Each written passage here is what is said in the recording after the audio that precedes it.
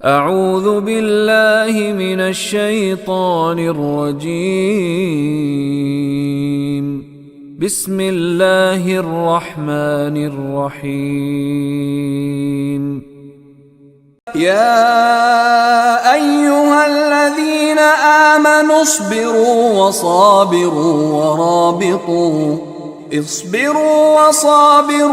ورابطوا واتقوا اللہ لعلکم تفلحون۔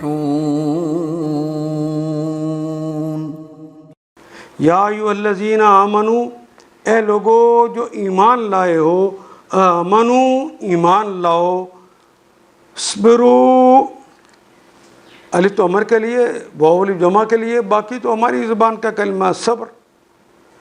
صبر کے معنی ہوتے ہیں کہ مقابلے کے دوران تکلیفوں کو انگیز کرتے ہوئے تسلسل کے ساتھ اپنے مشن کی طرف آگے بڑھتے ہی رہنا، رکنا نہیں ہے۔ آب جو کی طرح اگر رستہ رک گیا ہے تو کہیں اور سے نکال لینا رستہ، اور رکنا نہیں ہے۔ ورابطو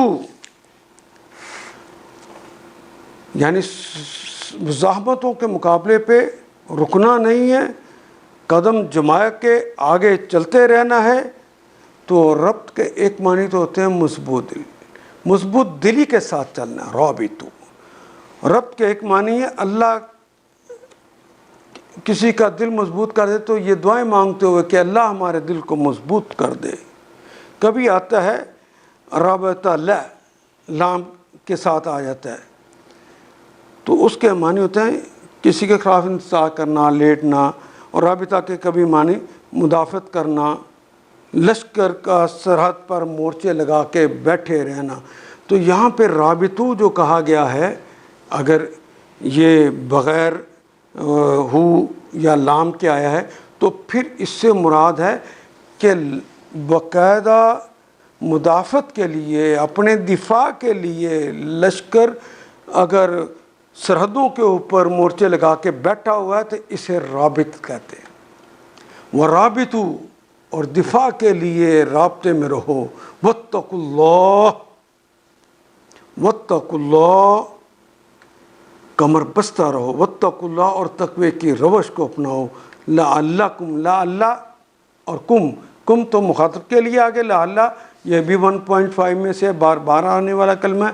لعلکم تاکہ شاید کہ ممکن ہے، تم سب، واتقوا اللہ یعنی ایمان لاؤ، صبر کرو، وصابروا اور استقامت کے ساتھ، تسلسل کے ساتھ مزاحمتوں کو انگیز کرتے ہوئے آگے بڑھتے رہو۔